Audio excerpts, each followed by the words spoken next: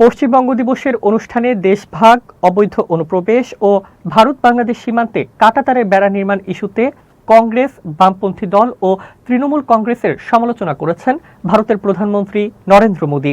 তিনি অভিযোগ করেন, দশকের পর দশক ধরে পশ্চিমবঙ্গকে অবৈধ অনুপ্রবেশকারীদের আড্ডায় পরিণত হতে দেওয়া হয়েছে। হুগলির তারকেশ্বরে আয়োজিত পশ্চিমবঙ্গ দিবসের অনুষ্ঠানে এসব কথা বলেন নরেন্দ্র মোদী।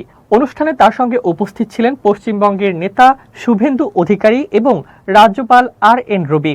ভারতের প্রধানমন্ত্রী বলেন, দেশ ভাগের সময় কংগ্রেস বাংলাকে অবহেলায় ফেলে রেখেছিল।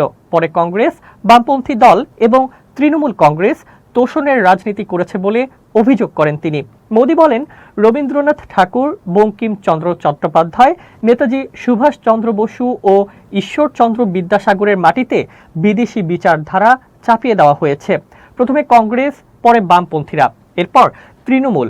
দশকের পর দশক পশ্চিমবঙ্গকে অবৈধ অনুপ্রবেশকারীদের আড্ডা হয়ে উঠতে দিয়েছে।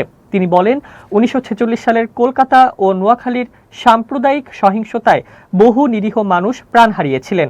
দেশভাগের বেদনা সত্ত্বেও বাংলা তার স্বকীয়তা ও পরিচয় অটুট রেখেছে বলেও মন্তব্য করেন তিনি। পশ্চিমবঙ্গ দিবসের তাৎপর্য তুলে ধরে মোদী বলেন, আমরা শুধু একটি দিন উদযাপন করছি না, ইতিহাসকে স্মরণ করছি। যখন পুরো বাংলাকে পাকিস্তানের অংশ করার চেষ্টা চলছিল, তখন শ্যামাপ্রসাদ মুখোপাধ্যায় তার বিরুদ্ধে অবস্থান নিয়েছিলেন। ভারত বাংলাদেশ সীমান্তে কাঁটাতারের বেড়া নির্মাণ প্রসঙ্গে তিনি অভিযোগ করেন, পূর্ববর্তী রাজ্য সরকার জমি হস্তান্তরের কাজ আটকে রেখেছিল। তবে নতুন সরকার দায়িত্ব নেওয়ার পর সেই প্রক্রিয়া শুরু হয়েছে বলে জানান তিনি।